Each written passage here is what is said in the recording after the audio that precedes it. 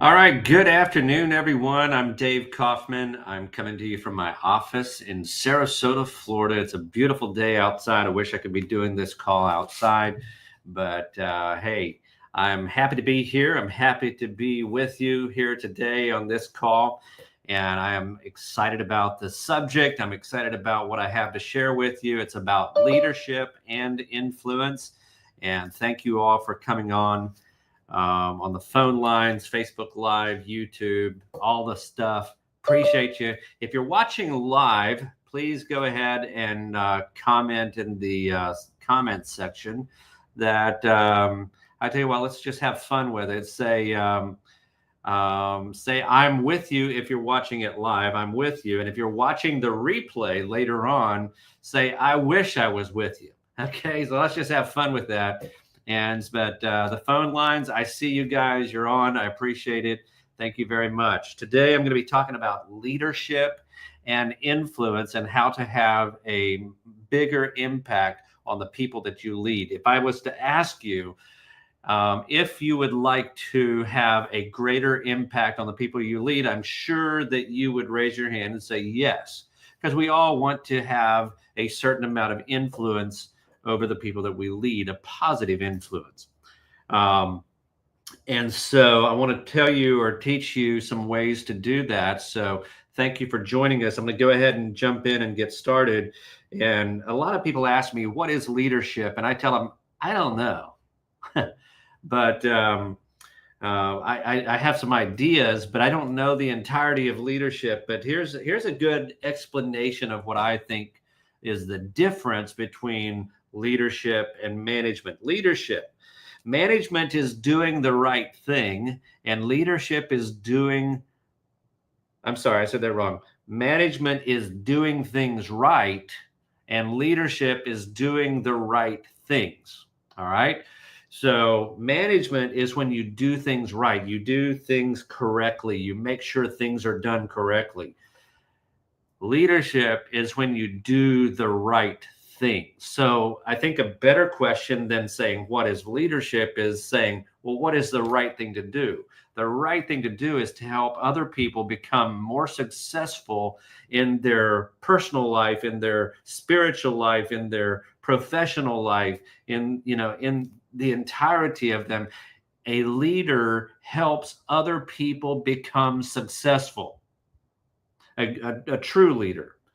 Now, we all know and have probably experienced leadership where it was all about the leader, it was all about me winning, and you're there to help me win.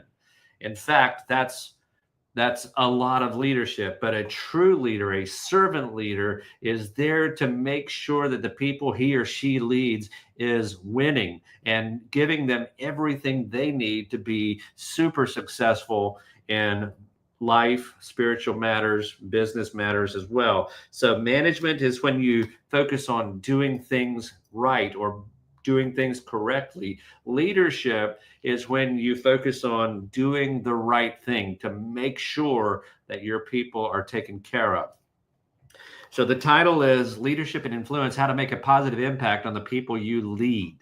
So I'm going to be just going through some material that I found. It's old material that I had for a long time, and I recently cleaned out a storage unit where I found a bunch of old stuff that I haven't taught in probably over 7, 8 years, maybe even longer than that.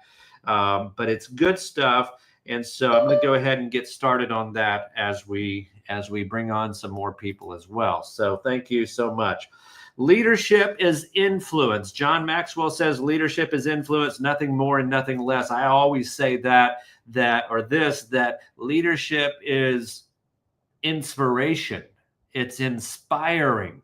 You can influence a person to do good or bad, but you never use the word, he inspired me to sin. He inspired me to do bad. He inspired me to whatever. Usually, inspiration is tied with a positive outcome. So I like to say that leadership, you have influence, but leadership is a great leader. A servant leader will always inspire his or her people, inspire them to their own level of greatness or their own level of ability. Inspire them. Here's one thing that I want you to understand. Every human being has a little button inside of them, and it's up to you as a leader to figure out where it is and how to flip it on. And I call it the want to button. See, you can make people do something, or you can get them to want to do something. And the way that a leader gets them to want to do something is to inspire them and to a greater purpose than actually doing what we are doing. You have to get people to understand why we do what we do. So I don't think John Maxwell is wrong when he says leadership is influence, nothing more and nothing less. I just believe he would agree with me when I say leadership is inspiration, nothing more and nothing less. E.F. Hutton says when the real leaders speak, or when the real leaders speak, people listen.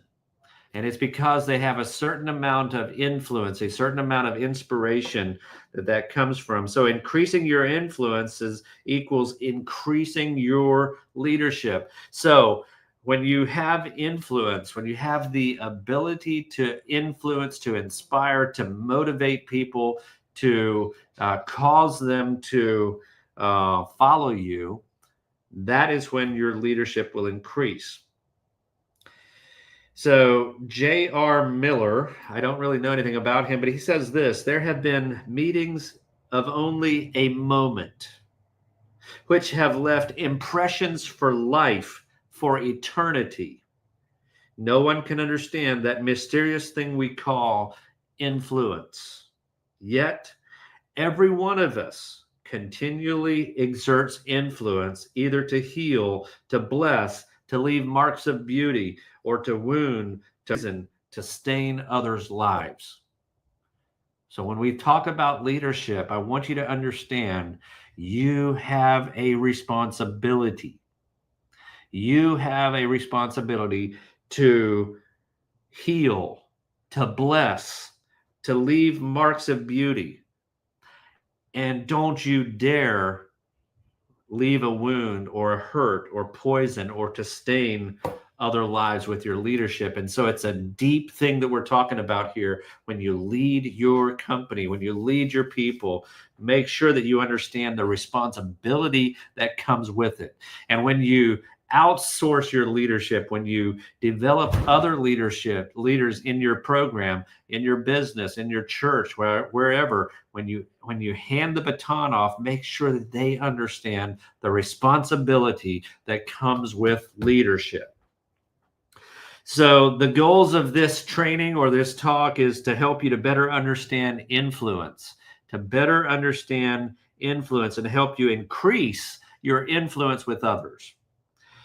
And so we're going to ask some questions as we go along here. So get your pens and paper ready, because I want you to take notes. I want you to take this talk very seriously, because it will change the way you think about leadership. Question number 1 is a simple question. Who do I influence? Who do you influence? Who do I influence? If you could somehow, as you're leading, all of a sudden turn around and see everyone that's following you. Some of you, can say, well, I'm leading my employees, but people like myself, I don't know half of the people that are on this call. I don't know half of the people that are following me. But I if you could all of a sudden turn around and see who's following you, I think we would be sobered.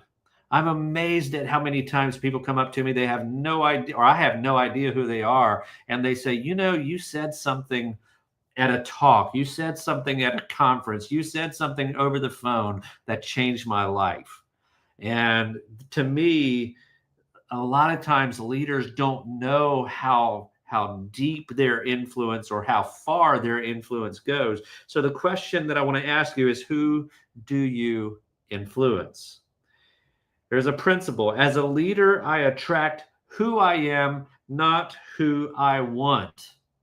And this is kind of along the same lines of the responsibility aspect that we have as a leader. As a leader, I attract who I am, not who I want. So I want you to think about the top 3 characteristics of a person that you want on your team, that you want to have in your company, that you want to have in your church, that you want to have in your whatever organization you're leading. Top 3 characteristics. The ones that I put down for my characteristics, the people that I want on my team, the people that I want to follow, is I want them to have the characteristics of loyalty. Loyalty. Loyalty is so hard to come by anymore. It seems like people will quit a job for $1 more, and it's based on $1. And it's not their fault, it's the leader's fault. I'm going to step on your toes big time today, leaders. When people leave you for $1 more, it tells me a lot about your leadership. And so I want to be a person of loyalty, and therefore I want to attract the people that have loyalty. Persistence is a characteristic that I look for. I want somebody that doesn't give up, somebody that is persistent in reaching their goal, that doesn't stop when the going gets tough. And then the last one I want is professional. I love professional people. I like people that come across as being professional and not what is the other word or the opposite word of professional, but I like when it's time to be serious, I want to be serious. Now, I enjoy having fun with people and making people laugh, but there's a time for professionalism. And those are the top 3 characteristics of a people that I want on my team. I want them to be loyal. I want them to be persistent, not to give up. And then I want them to be very professional. Woody Allen, the comedian, once said, "I would never belong to an organization that would have me as a member," which is kind of a funny quote. Leadership is influence, nothing more and nothing less, says John Maxwell. And so I'm going to give you a multiple choice here. And in your mind, I want you to circle one of them. Do I influence leaders or followers? Which one do you influence? Which one do you have an impact on? Leaders or followers? Thinkers or doers?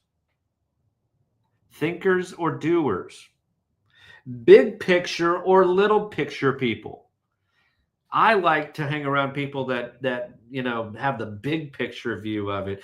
And then I need to hire people that are little picture people, the people with the detail. But I like to surround myself with big ideas. And my dad used to tell me, he said, "Son, you have a lot of pregnant ideas." In other words, they're crazy. They're not even like normal. And then he would say, "But you know what? Crazy ideas breed great ideas." He said, so never stop having great, crazy ideas. Self-centered or other-centered people? Self-centered or other people-centered? Are the people that you're leading, the people that you have influence, is it all about themselves? Or do you see an aspect of them reaching out and making sure that other people are taken care of? Positive or negative people? Positive or negative people? We know that there's a lot of positive minded people, and then there's some negative minded people. And I tell you what, this is what I do when I'm around some negative people. I quietly remove myself from their presence. In other words, I walk away. I don't care if I'm mid-sentence into a conversation with them. I just say, "Excuse me, I need to get going." And I move away from negative people. Negative people, there's not a lot of good that can come about hanging around negative-minded people. So, do I influence insecure or secure people? Do you lead insecure or secure people? Tom Ziegler, Zig Ziglar's son, often says this, that when somebody treats you in a negative way, or maybe lashes out at you, or reacts rather than responds, he'll often say, "Would a secure person act like that. And so we have to be very cognizant of the insecure versus the secure people. Do I influence successful or unsuccessful people? Um, that's subjective in my opinion, because success is defined in so many different ways. It's a whole different talk. But do I influence casual or passionate people? I love being around people with passion. I want them to be excited about what they're doing, what they're talking about, what they're saying, and where they're going. I want them to be passionate. I have this quote that says, education will never find your passion, but passion will always find your education. I would much rather hire a passionate, uneducated person than an educated, non-passionate person. Any day of the week, I'd rather take a passionate person. Givers or takers? Do you influence givers or takers? Do you influence eagles or turkeys? Turkeys spend most of their time on the bottom level, the ground level, rooting around and pecking on stuff. Eagles spend most of their time in the high air, high skies.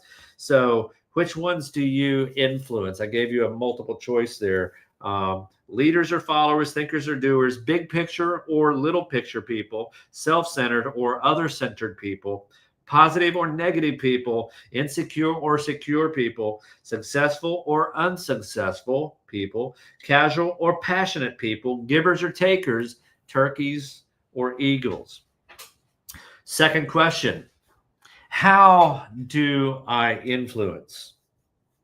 How do you influence? How I influence people will determine how many, how effective, and how often I influence them. So we know that there's a proper way to lead. There's a proper way to influence. There's a proper way to do this. And so I'm going to give you 7 different ways of leading. And I'm going to start from worst to best way of leading. So one of the worst ways, and this is probably one of the most common ways of leading, is by force. You lead them because of a position that you have. We're going to talk a little bit more about position versus relationship here in just a little bit. But force, there is no choice in the decision. You have to do this because I told you to, and because I write your check, and I'm the boss, so do as you're told, and don't question me. That's the worst, but probably one of the most common ways of leadership. And the reason it's the most common is because it's the easiest. It's easy to tell people what to do. And it's easy to hold the position over them. Intimidation is the number 2 from worst way of leadership. You intimidate. It's my way or the highway. Do this or you might get fired. Do this or you'll be demoted. Do this or, okay. And then manipulation. There's a winner and a loser. Okay. So if you don't want to be a loser, then do what I told you to. If you want to be a winner, then do what I told you to. So that's manipulation. Position, number 4, position because we have to. We follow because we have to. The difference between a relationship-based leader and a position-based leader is remarkable. See, position, we think, gives the authority. But I believe the authority creates the position. And I want you to understand that just because you have the position doesn't mean that you're leading in the most effective way. Number 5, exchange. So again, we're going from worst to best. So we're getting into the good stuff here. Exchange. We both win something. You know, you might lead from a perspective of, hey, you know what? If you do this, you'll get that, and I'll get this. Okay. That's not a bad way of doing it, but it's not the best way for sure. And then the 6th one is persuasion. We follow because we want to. Here's where you start getting into the good stuff. Here's where you start getting into, wow, I see potential in this team, is we follow the leader because we want to. We believe he or she has persuaded us that he is worthy of following. That's getting into the really good stuff. But the last one, the best one, is respect. Do the people that you follow, do they respect you enough to do the things that are hard to do because of the respect that they have for you? Are they willing to put their life on the line because they respect you? We follow because of the request and respect for the influencer. So I'm wanting you to understand that there are different ways to lead. And just because you have a position, just because you have a title, just because you're at the top of the pyramid does not mean that you have an effective strategy of leading. So let's get into question number 3. How many do you influence? How many people do you influence? Some of us influence hundreds and thousands of people. Some of us, I talked to a customer today, a client that says, I lead about 12 people. So, how many people did Jesus influence? The question is, the answer is, we don't know. 2,000 years later, we're still talking about the greatest man that ever lived on the planet, but yet he only led 12 people. 12 people. He had the 12 disciples, but then they went out and influenced, and his influence is just keeps on expanding. And so I think that's really important that we understand that it's not necessarily about the amount of people; it's about the amount of influence that we influence people with. So as a leader, the amount of people who follow is based on my level of influence. Note, everyone influences someone. I don't know if y'all remember that little Sunday school song that we used to sing, somebody follows you, watching the things you do, right? There's every great leader is a follower of something. And if you want to be a great leader, you have to learn how to be a great follower. Okay. So everyone influences someone. Few people influence a lot of people. There's only a few, like John Maxwell influences a lot of people. There's some really big leaders, influences that influence a lot of people. Compared to me, the amount of people I influence compared to John Maxwell or you name another bigger name, there's no comparison. But here's the difference. Your leadership potential, and I want you to think about your leadership potential. What are you capable of leading? How many people are you capable of influencing? And it's kind of like a ripple. You drop one pebble, and then how many ripples does that affect? And what is the area that affects? So you may never know the amount of influence you have while on this earth. But I believe that when I get to heaven, this is what I'm looking forward to. When I get to heaven, I believe there will be some people coming up to me that I've never even met or never even knew. And they say, because you told this person that person told me, and it's a ripple effect. So your influence potential, your leadership potential is one thing that you can look at. And the other thing is your leadership level. Your potential is higher than your leadership level. I can guarantee you your leadership potential is something that we should continually looking to expand. And how do I make an impact? How can I influence a person that they will be impacted in a positive way? I remember one time I was in Target, and I saw a mother and a young son coming up, and the young son had a Captain America suit on him, and as I walked by him, I said, "Hey, cool suit, Mr. Captain America," and he stopped, and so I started talking to him, and I just remember we had this little conversation, and I was trying to encourage him, and I looked up at his mom, and his mom had tears coming down her eyes. And I don't even know what all I said, except I said, I'm not good at everything, but I'm good at a couple of things. And I said, I believe that you're a winner.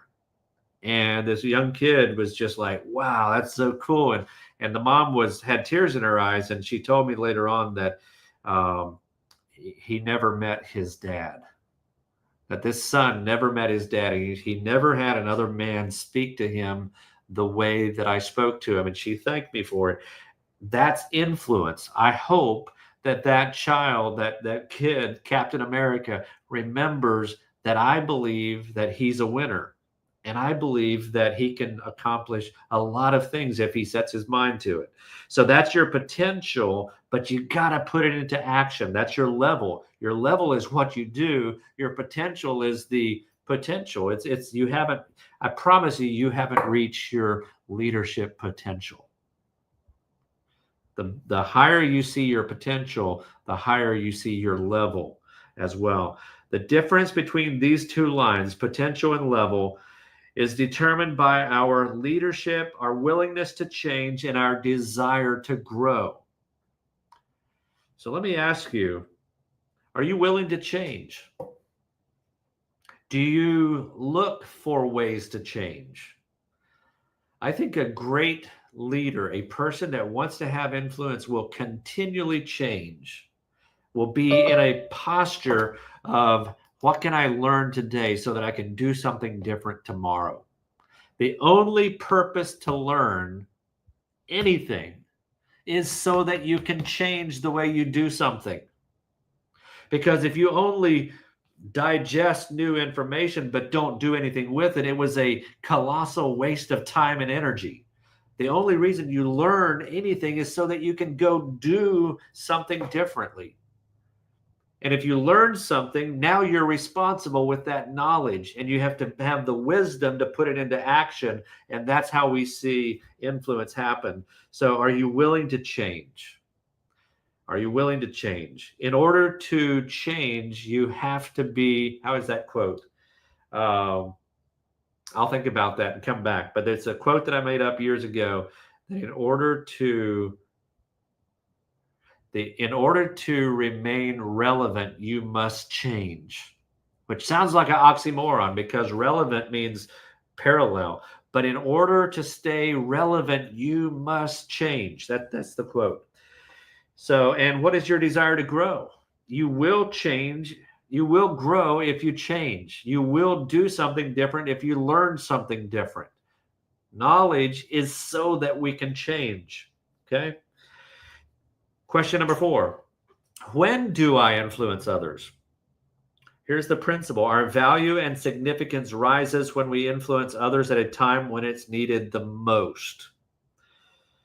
I was having coffee with a group of guys this morning, and everybody else left. This other guy stayed with me, and he started sharing with me some of the struggles that he's having and some of the relationship problems. And he says, I don't need a counselor. I need you. So he pointed to me. And so I had no idea that, he looked at me as a resource or a way to explain some things to him about relationships. Our value and significance rises when we influence others at a time when it's needed most. Now, I've known this guy for probably, a year now.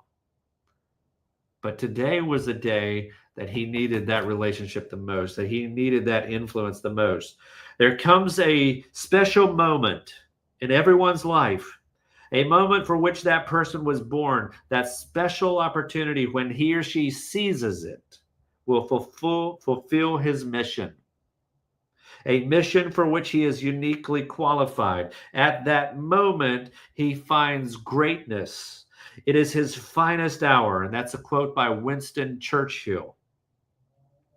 Napoleon understood this reality as well. He said, I have noticed in every campaign or battle or war that I have fought that there is a key segment of time somewhere between 13 and 15 minutes in which that battle is either won or lost. And I focused on that segment of time and I win. And so there is a time to influence. There is a time to lead. There is a time, and some of us are trying to get there before that time is ready. And You may not know when the time is ready. Let the people that you influence, let them tell you when the time is ready. Okay. So leaders are readers. And I don't mean readers of books. Yeah, leaders read books, but leaders are they're able to read the situation. They're able to gauge the environment that this is in and read the environment and see how people are actually doing. So leaders care deeply about the people that they're around. They sense teachable moments. They sense breakthrough places, and they sense catalyst times. These are that 13 or 15-minute window that when you have the opportunity to have influence. And a lot of times leaders walk away at the most crucial time. I remember one time that my wife and I were struggling in our marriage, and I went to somebody and I said, will you help us process this? And this individual kind of just shrugged it off and said, ha, yeah, you are just getting started. Just continue loving each other and y'all will work it out. That was a 13 to 15 minute segment that person had, and he walked away from it. And so thank God we found somebody else that could help us through that difficult time. But leaders don't walk away from that 13 to 15 minute segment of time when the battle is won or lost. And so as a leader, as a person of influence, I want you to look for that time frame. Maybe right now is not the right time, but when that time is right, and you have to learn how to be a reader of circumstances, of people, of timing, of breakthrough places and teachable moments. And that's when you start pouring out your influence on that person. Breakthroughs occur in people and organizations when they hurt enough that they have to change, when they learn enough that they want to change, and when they receive enough that they are able to change. So there has to be a certain amount of hurt, there has to be a certain amount of teaching, and there has to be a certain amount of willingness and receiving of those of the teaching before anyone can receive change in his or her life. Question number 5 is, why do I influence others? It's a sobering question. Why do I sober others? Why you do something will ultimately determine how you do something. I can tell you that a lot of people, a lot of business owners hire me as a business coach, but they don't know why they hired me as a business coach. They have not found clarity in why they need what they're looking for. And one of the greatest things that you can do is to know why you do what you do. And I want you, everyone that's listening, when you do something in your business, when you do something in your life, when you do something in your marriage, I want you to stop and ask yourself the question, why do I do what I'm doing now? What is the purpose of me doing what I'm doing right now? And I think that's a very important question, because why you do something will ultimately determine how you do something. Right motives are crucial to people because leadership functions on the basis of trust. I'm going to read that again. Right motives are crucial to people because leadership functions on the basis of trust. You won't follow somebody that you don't trust. I can guarantee you. You won't follow them in your heart. You might follow their footprints until you find a way out. You might obey their orders until you find a way out, but inside you're not following them. Okay. I remember one time we were in a Central American country in Honduras, where my wife is from, and we hired a guy that said he knew where a magnificent waterfall was, and he was going to take our whole group of about 12 or 13 people about a 5-mile hike back into the jungle to see this magnificent waterfall. Well, halfway there, I started seeing signs that this guy doesn't know where he's going. He's lost. And we never saw the waterfall. And he was determined he knew where it was. But after a while, we started passing the same tree several different times. And I realized I'm not following this dude. And I took control and I led the group home. I wasn't going to get lost in the jungle. Not today. Questioning your motive is different than questioning your character. Motives are usually attached to a specific situation and are often short in duration. Character, however, is connected to your heart and is with you in all situations. Therefore, you can have a temporary flawed motive and still a solid character. And I think that's important that we understand that. Not every time is your leader going to get it right. But it doesn't mean he has a bad character. It doesn't mean he or she's a bad person. It means that he had a flaw in his motive, possibly. We all make mistakes. Continual wrong motives is a result of bad character. So when you constantly have this same motive coming up, when you constantly pass the same tree, you know you're lost. You know you need a new leader. Question number 6. Where do I influence others? Too often people feel that they cannot influence others because they do not have a leadership position. I told you we're going to talk more about position versus relationship. Remember, the position does not make the leader. The leader makes the position. Okay? Leadership mistakes often made by people in the middle. And I've heard this say that if I'm not on the top, I can't lead. How can I lead if I don't have the position? That's when you don't understand leadership at all. Some of the greatest leaders have no position. Some of the greatest leaders are your shop people out in the floor of your factory. Some of the greatest people is the secretary over in the other office. Some of your greatest people don't have a position of power, but they have influence. I want you to ask yourself the question, when there's turmoil, who do your people go to talk to? When there's a problem, who do they go talk to? And then that person has the most influence. Communication is the bridge that trust is the bridge that communication goes across. So you trust the person that has the most influence. The person that you trust, you're going to communicate to that person. So leadership is influence, not position. Here's another thing that I've heard before. When I get to the top, then I will learn how to lead. You learn to lead by following great leaders. You learn to lead by becoming a great follower. You learn to lead when you follow somebody that knows what the mission, the vision, and the purpose of the company is. That's when you learn to lead.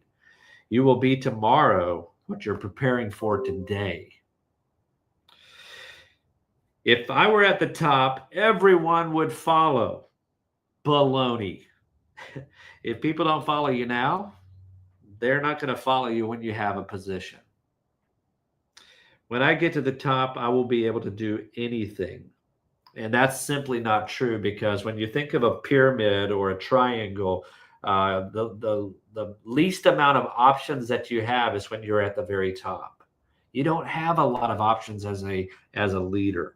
So we have glorified the position and dumbed down the relationship.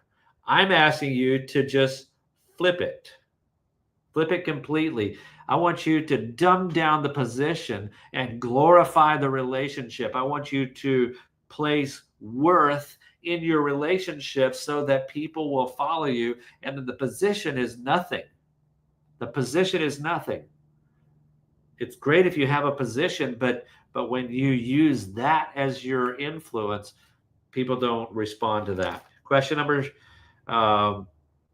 well, I guess that's the end of the question. I got 2 more pages here, but here's just some influence insights and of becoming a person of influence. Leadership is influence. We already talked about that. The very essence of all power to influence lies in getting the other person to participate. And I like this. It's called the Leader's Prayer. I'm going to read this, and I want you to pay attention to it. It says, God, when I am wrong, make me willing to change. Okay. Are leaders always right? No, no, they're human just like you. I tell people all this all the time. I put my pants on just like you do. There's no difference. Okay. So when I am wrong, make me willing to change. When I am right, make me easy to live with. So strengthen me that the power of my influence will far exceed the authority of my position. If every leader would pray that prayer and live that prayer, I promise you, politics would look different. I promise you church would look different. I promise you business would look different. I promise you homes would look different. If every leader in the world would practice what I just said, leadership and the world would look different. Number 2 point, our influence with others is usually not in all areas.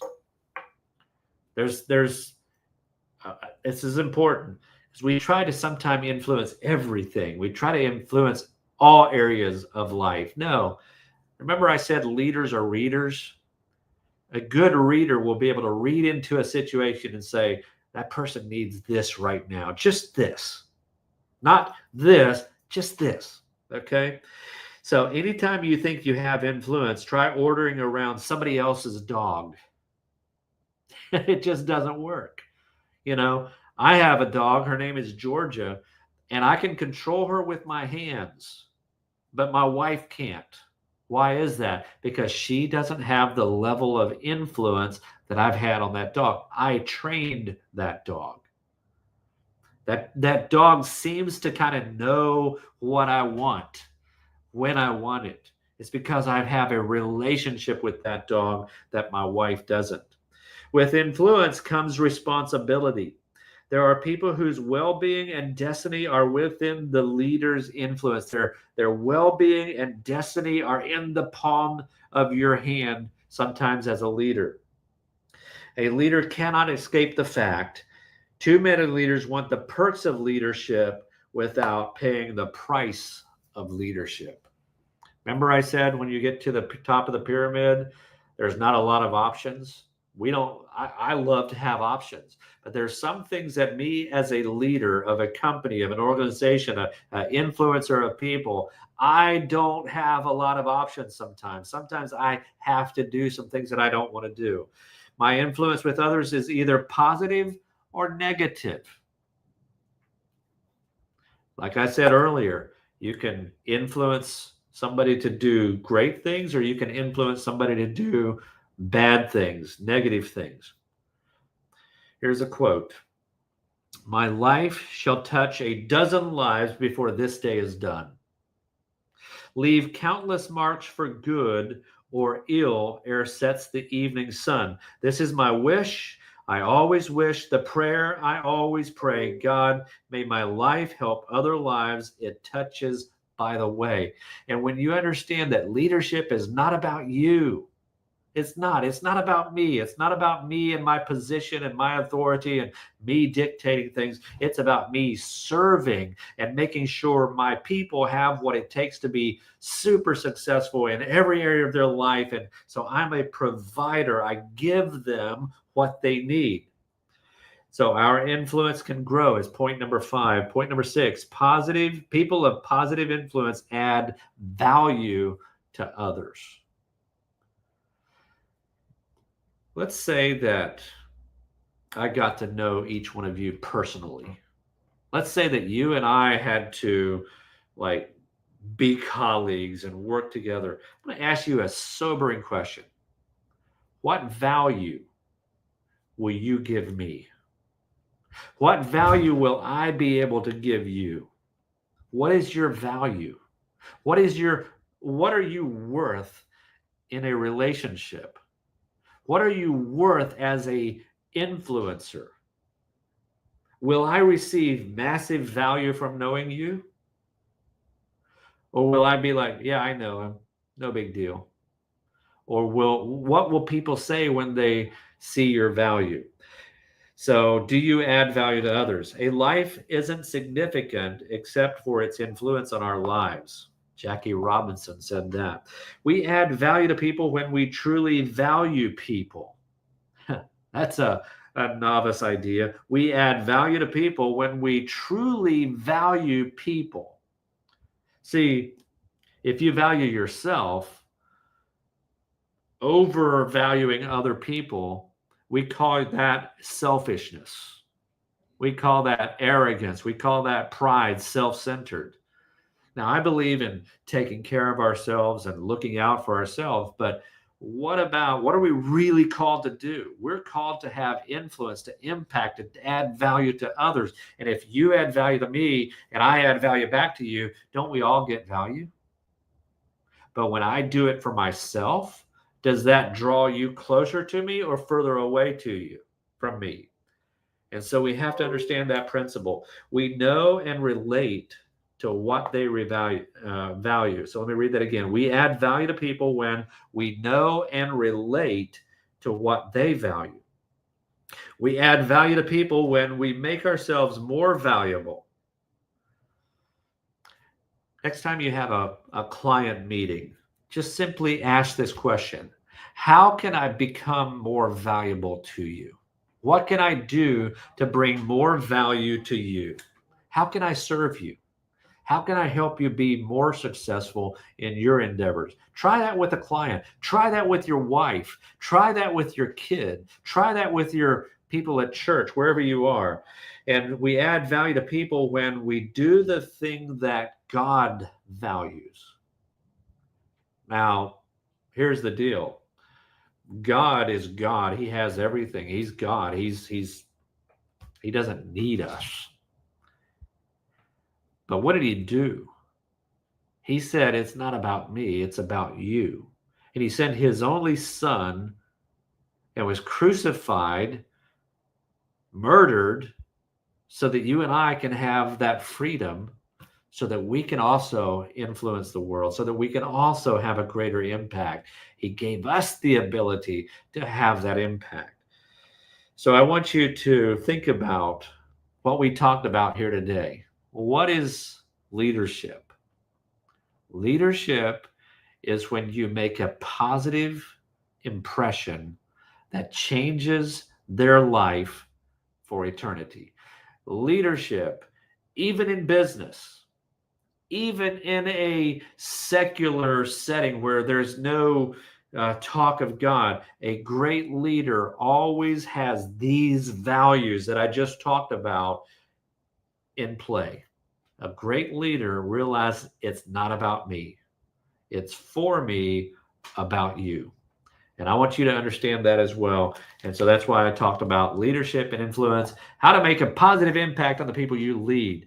If you would like to have a free strategy call with me where I can maybe talk about leadership, where I can talk about maybe some issues in your business, where I can talk about marketing or sales or production, I want to have a positive influence on the lives of the people that I'm blessed to lead.